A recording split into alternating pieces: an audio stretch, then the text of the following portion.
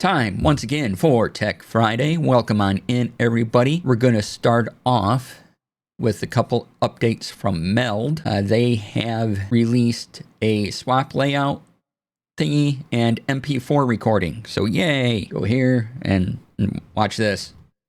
Yeah! Swinging on in. Check this out. So, you can swap your layout, can change the location of your chat panel, can reverse your studio's view from your settings.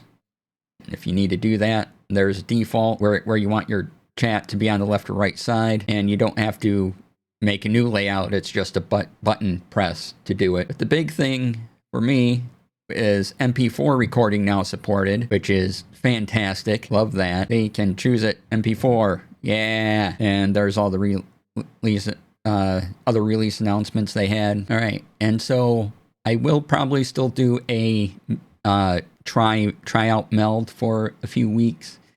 I was going to do this earlier in the year, but I was playing a game via my PS5 and the capture card and Meld didn't talk to each other quite right, so that's a no-go. But now I'm playing a game on my PC, so we'll see how well that captures now that I'm not using my capture card to get the signal over. Also, Elgato posted an update for their Marketplace Connect, which I think I had already talked about. Maybe it was just a early version of it, but nonetheless, add and share OBS setups in a few clips.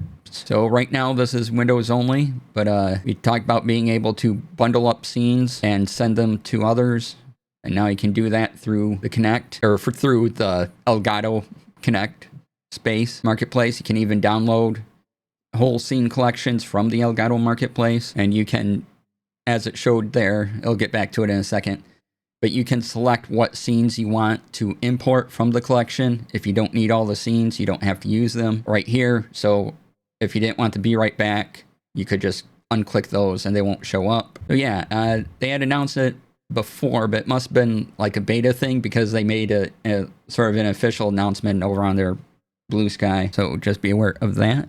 And Pebble. Pebble is making strides. They have a couple new watches out. You may remember Pebble Watch from before. They've released some new ones, and they are now, the software is now 100% open source, which is great to hear. Just published the source code for the new Pebble mobile app. Have a Pebble app store now, supports multiple feeds. So if you have the idea is if there's already a Pebble store out there, they can just connect to this, and that store will be available through the Pebble app store as well. They got a big long blog post about it that you can, go to the link. Oh, you probably all want the link, don't you? Probably be handy. Put the link in chat.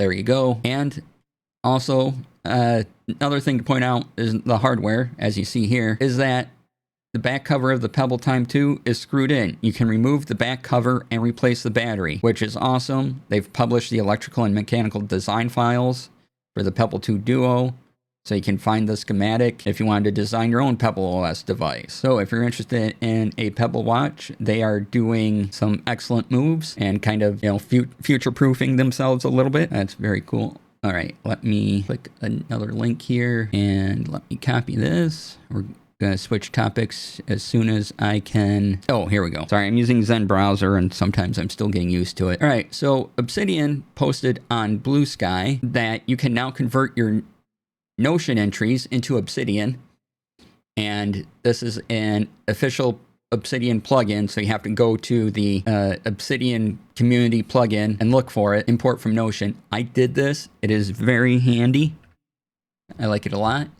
That is the note, and if you want to see what they talk about on Blue Sky, there you go. And there's a couple ways to do it. I did it via the API method that they describe here, creating a Notion integration token. Then I pulled in everything. Now, they do know it's not perfect because it's not, like I had a bunch of complex Notion things, and so some of my stuff didn't import exactly how I had it all related, which is fine. I still have the note. I still have the content.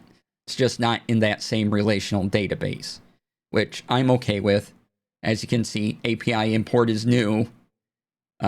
Some edge cases may not have been considered. I have some of those edge cases because I was doing a lot with Notion. But yeah, I have all my Notion notes now in a separate Obsidian vault. It didn't take very long at all, and I'm very excited about this because I'm going to be winding down my things I do on Notion and just not bothering to update those anymore. I want to cancel my Notion subscription and all that. I was wondering how I could preserve some of that data because there were some things I wanted to save. And so I was able to just take it all, and now I have an Obsidian vault that's just all my old Notion stuff. So this came in very handy, and if you want to do the same thing, there's now a free tool in order to do it, and Goodbot. So yeah, I was very happy to see that. And now we'll get into TTRPG things. Before we get to the main topic, there were a couple other things I wanted to mention. First up, again, thanks to Brian for pointing this out. Oh, I didn't copy the video link. Shoot, I'll have to get that. There is something called the Oracle by I'm not sure the company name, but their website for it is bigdice.energy, which is fantastic. I also found out that there are podcasts by that name. So just be aware that that name has been used for other things. But if you go to that website, you'll find the Oracle page. And Oracle is a product for your TTRPG home games. That's this thing. What's it do? Well, they don't really spell it out all that well. You can pre-order it. I can click the pre-order button. It says coming soon. Notify me. Can click about. Use your dice anywhere. Simple idea that inspired the Oracle. Customize. Build your own applications with the API. VTT compatible. And so what it looked like it did was you roll dice into this little tray here. It will somehow read what you rolled and then display that on the VTT. I'm not sure how it reads the die exactly, because depending on how the die is made, is the 15 and 7 always going to be there in those positions? So if it read it from the bottom, I rolled a 7 and this is the reader plate. What's on the other side of that 7? Don't know. But yeah, the video explained a little bit more, or at least showed a little bit more of what is possible with it. And let me get that real quick. Again, thanks to Urban Bohemian for finding this. Here's their YouTube video. All right, there's that. And a couple things about this. That it's a cool idea. You get to use your own dice.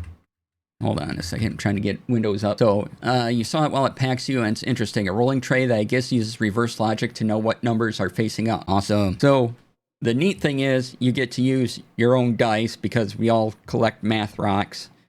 I know I have a collection of math rocks, so if I had character-specific math rocks, I could use this and still interact with a VTT. It was a good idea. If you use digital dice all the time, probably don't need this so much. But, it'll be cool. I'm not sure the company's name that's making this exactly, because we have, the Oracle. We have the website bigdice.energy, and then their YouTube is yet another name. That YouTube video is on yet another name. So I don't know the company that's actually making this. Which name to go with. Let's see. It might be under the Gizmo and Trinket brand, according to this logo here, if it's anything to go by. But as you can see, I can click the main logo and it doesn't really tell me anything about them. So yeah, this page could use a little more explaining bits and who it is, but it's nice that they do have a contact. Until Brian dug up that video, I was going to contact them. I'm like, so does this do what I think it does? Because it doesn't really say that. It just says use your dice, and I'm extrapolating that that's what happens. So yeah, and a little more marketing of who they are as a company would be great on the webpage. But it's a neat idea, and it was well worth taking the time to share. So check it out. Follow the development. We'll talk about it when it comes out, and what people are saying about it, things like that. Also, if anyone has a way to get a review unit, I'd be all for that. All right. And then before we get to our main topic, one more TTRPG related thing is that Mongoose Publishing announced on Blue Sky that the Traveler, our sci-fi RPG, is going to have a 5e compatible edition. It'll start crowdfunding in March 2026. There's that announcement. There's a bunch of people going, but why? Why make a 5e edition? And I don't think you understand your product and all this. And it's like, no, people will like a 5e edition. I want a 5e edition. Makes it easier for me to get into the lore of it. And so you have a bunch of people complaining about, but why? And no one's taking away the original system. That's just an addition to. So yay. I really don't know why this caused so much upset, but a lot of people seem upset by it. I am not. I think it's great. The more ways to play a game, the better. So good job, Mongoose Publishing. Very excited to see that. All right. So our main topic today, TTRPG Soundscape apps. Yay! I did a bit of a deep dive in these, and the first one up is the one Brian brought up, which is Pocket Bard. And I had realized I had a subscription to Pocket Bard for quite a while. I kind of forgot I did and haven't been using it. So, before we, let me read this. Feel like they tried to do this before with that system? Yes, there was they tried to do a D20 version of the system before. All right.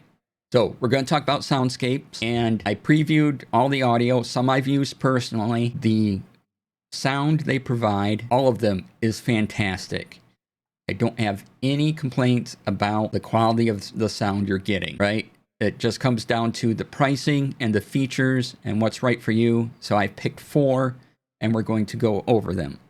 First up is Pocket Bard, which, if you want an easy way to add audio to your TTRPG session, this is by far it's a good combo of power and simplicity, and none of these are using AI in anything they do. Oops, that's the wrong link. Sorry, that's the old one. Copy that. Please paste. There we go.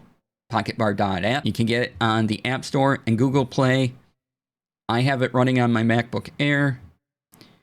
They say there's a Windows version in open beta. I joined their Discord. I was unable to find the link to it, but apparently that's out there. And yeah, this is definitely the good combination. If you don't want to mess with a lot of things, you just want to get good audio out there for your players, and even your streaming games. They say that you can use it for streaming. That's just fine. So if you want to get good audio out there, this is it. They do have a free tier. So as soon as you download it, there is something called a Fantasy Essential Scenes, and we can take a look at their website. So with the free app, you get access to all these. You can preview what they sound like here. I don't have the audio for this piping through anyway, or through any of my audio channels, so you can go and listen to them on your own. But yeah, free Fantasy Essentials. So you get mountains, ancient grove, forest, city, 17 scenes, yours for life. And then if you do the open world subscription, you get access to seafaring, sci-fi, cyberpunk, desert, horror, Feywild. And there's the pricing, $6.99 monthly or $50 per year. Honestly, if you can go for the yearly, you should, because the yearly saves you like $30-some compared to paying for it each month. Again, small team of folks, prep less, play more. It's real easy. Like if you just want some seagulls ambience, well, the setting sail thing comes with it. Get to control the intensity. You want kind of a combat sound with it, or a victory, and how loud do you want what seagulls do you want, 1, 2, or 3, and that's it. Really easy to use, really great sound. They have a pretty active community in their Discord, which I appreciate, and they also have a merch store if you want to support them that way too. And they have an FAQ at the bottom of the page, and then here's their anti-AI. All of their music is written by our team of composers. So I've used Pocket Bard. Think it's pretty cool what they do, and if anyone knows how to get a hold of that Windows open beta, send me a link. I'd like to try it out. And next up on the list was one I had a little trouble finding stuff about after I saw the initial thing. It's called Fantasy Plus by monumentstudios.net. And first I went to monumentstudios.net, which is the link I'm putting in, and they have a thing to their Fantasy Plus icons. Where are they? Right there. So up here in the corner, Fantasy Plus. This is really what they're pushing. Unlimited music, ambience, and more. Stream in 30 seconds, just $4.99 a month. And as you can see, you have various things. Now this, You can set different atmospheres, desktop ready, install for Mac, install for Windows. And this seems to be more complex than other things. You can share your live creations in seconds. There's another sound app that does this. So if you're doing it over Discord, you can say, hey, if you want to hear the music, here's the link. And that way, people with audio issues or people who get too distracted by the sound or just don't want to hear the music, they don't have to. So native Discord support, and you can listen to them. Again, these sound really good. No complaints about the audio quality on any of these I'm talking about today. So yeah, they want Fantasy Plus. It took me going to their Facebook group to find current information about Monument Studios, and that, they really are pushing the Fantasy Plus branding more than anything else. And if you go to their shop, however, they have individual sound packs that you can download. So a DM starter kit, $30 right now. As you can see, they have Fantasy Complete 4, 150. But what you get is 6 gigabytes worth of music, 60 musical stores, 75 sound effects, 20 ambiences, add to your cart. And if you don't want to pay monthly for the thing, you can just get one of these starter kits or any other kit that you like, download it and use it as you want to. But their main thing seems to be the pushing of Fantasy Plus, and it does look like it's more powerful than Pocket Bard. And again, that gives it more complexity. So if this is the feature set you want, definitely check it out. And next up, we have Describe right here at Describe.com. They have a Black Friday sale going on. And Describe is a bunch of services wrapped up into a couple of different options. So here's their whole thing. Now they have scenes. Again, none of this, no AI was used in any of this. They have a team of writers. They have a team of musicians for all these. So if you want some scenes, like you need some dialogue, click that. And short scripts of Cutting Jest, Fond Farewells, Pointless Banner. They have 950 of them. They have some free, some paid. We'll get to what their pricing is in a minute. But I want to do a tribute to the Ghost Ship. Click that. And here's a whole paragraph. It's a tribute to the Ghost Ship. And you can see it's well tagged. It gives the author's name here down below. And that's a pretty cool setup. Maps, same thing. They have some free ones. You can view all of them. Explore their music thing is called Opus, and so they offer a free trial, over 7,200 music, sound effects, ambience track, AI free, and then players can also join in the fun. So if you want if you want your players to play some sounds during the game, well, they can. And pricing, if you just want the Opus stuff, then you want the composer tier, $4.72 per month right now, just for your first year. That's Black Friday, so you'll be paying that, $4.72 times 12, because we're on the annual price right now. Go to monthly, not getting a deal, but it's $11 a month. So if you just want the music, you can do that. And then after your first year, it's going to be $8.29 per month. And then if you just want the text, maps, and sound effects, you can do the hero tier for right now $3.69 per month or $6.49 per month. Again, times 12 after your first year. If you want everything, well, eventually that will be $14.49 per month. But that's an awful lot of features, right? You're paying for like 4 different things that they make. If you get the Celestial, so you'd get Opus, you'd get access to the scenes, all these different things for scenes. You want some items, maps as well. Or if you just want to use the free stuff, go to the website, check it out. So if these are the features you need, by all means, check it out. It is very, very feature rich. Here's a look at the Opus design. Clean and simple.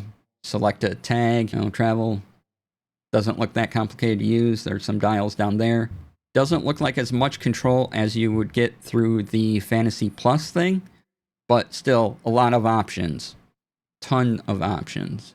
It's great. I like that they offer different price points depending on your needs. That's very nice.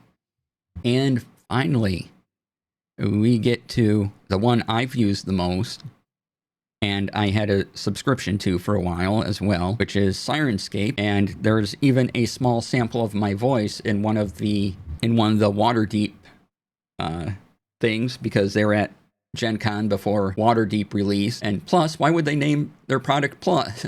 Plus. Ignores graphics and focus on letters.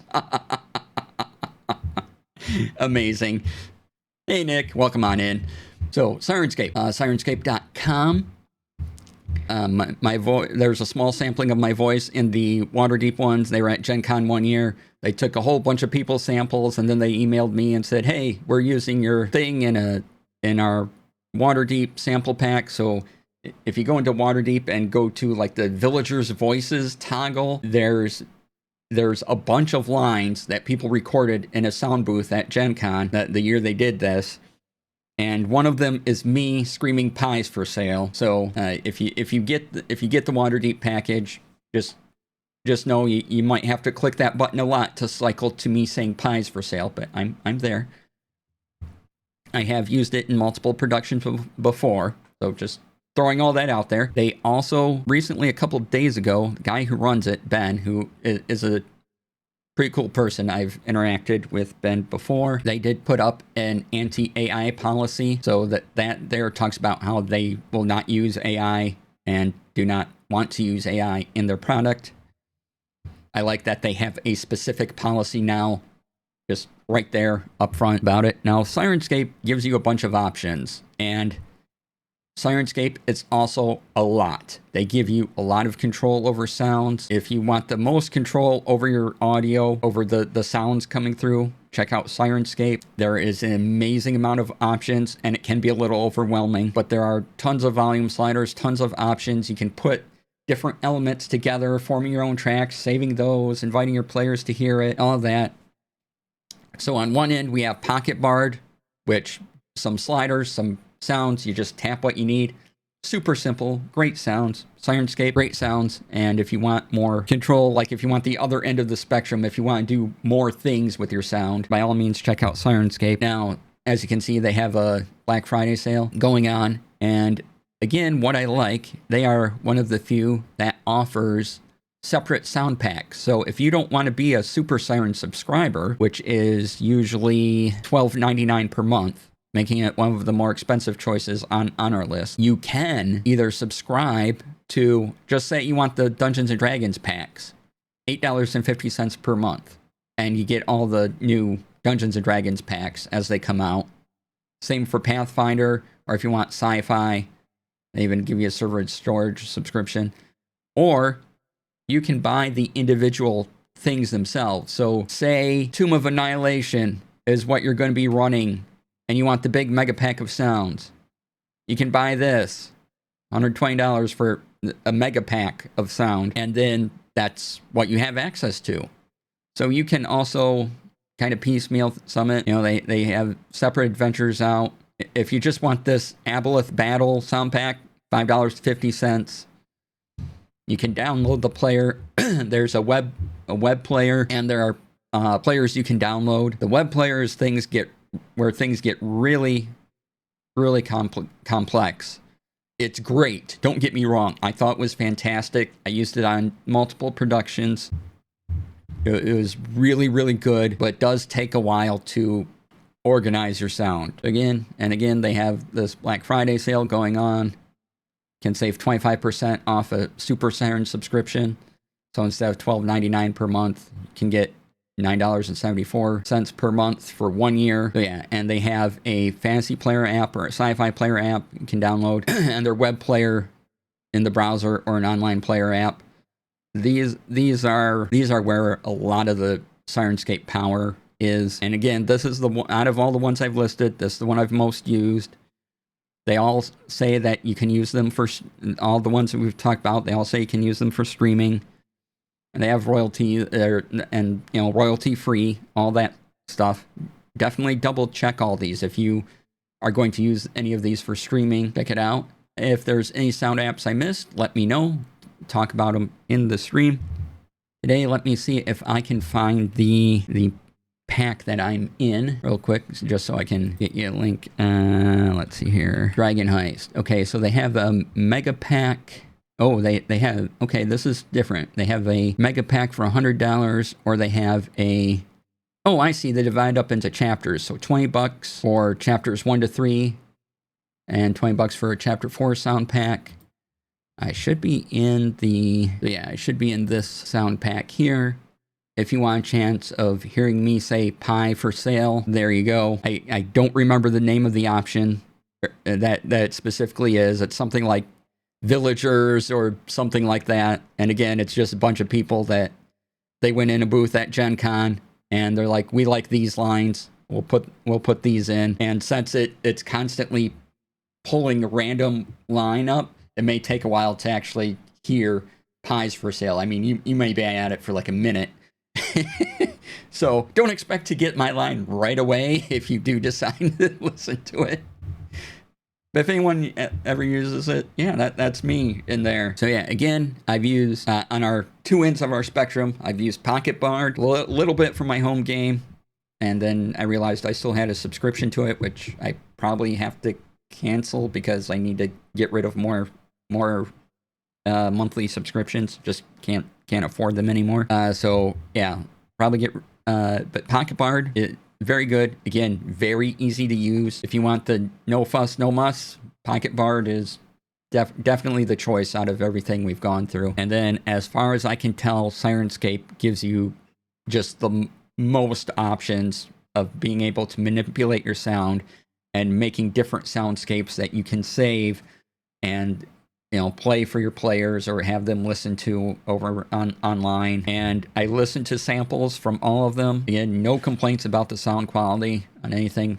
They all do a fantastic job with the audio. It just comes down to the features you're looking for. So if any of those sound good, let me know. Or if you have another preference that you use for your audio for your games, or you've heard of something else, well, we can talk about that too. Yeah, so, and like I said, Soundscape, they do have their own forums and fairly responsive in them. That's where most of the activity is for Soundscape.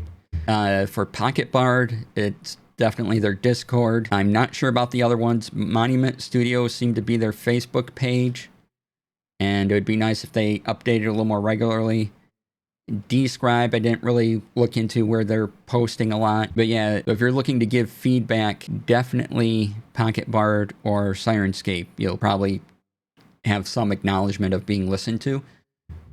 And that could be true for the other two as well. But as far as just looking at posts that come out of official accounts and things. Oh, I should say Monument Studios does have an Instagram where they're a little bit more active too. But Pocket Bard having the live chat, it just kind of feels a little better sometimes to be able to have that a place to express those and talk to other people that use the thing, and that real-time interaction kind of helps sell the product sometimes. All right, it is definitely break time. So when we come back, I have a couple other odds and ends to talk about, but that's the end for Tech Friday this week.